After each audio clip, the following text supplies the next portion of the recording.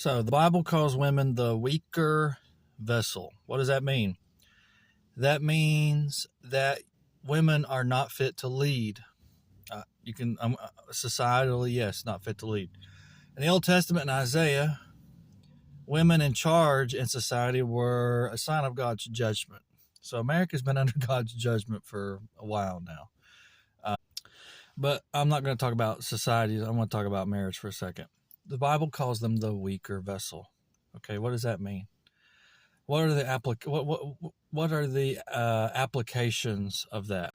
Well, first and foremost, that means that in the context of a relationship, I'm going to set aside marriage for a second. In the context of a relationship, the man is supposed to be the leader.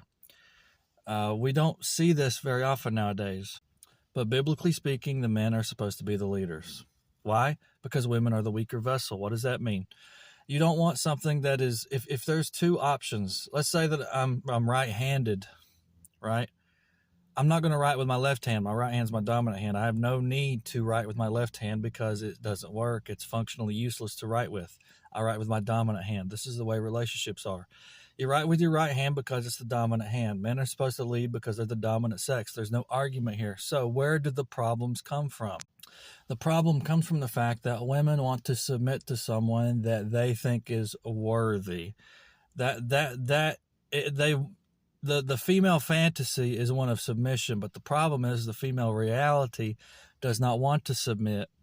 It essentially, it's what the manosphere calls a crap test, right?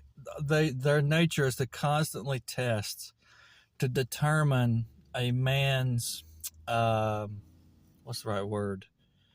A man's credibility to lead. Is this man going to lead me in a place that I don't want, that's just not going to be good for me?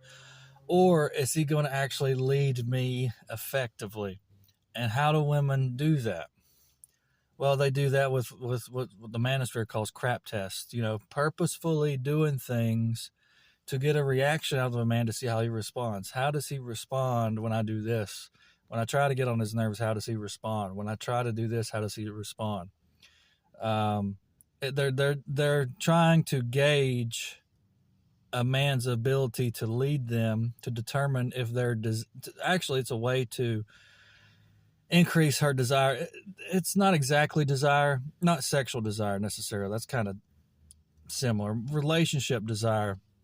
She's trying to determine if it is worthwhile for her to commit.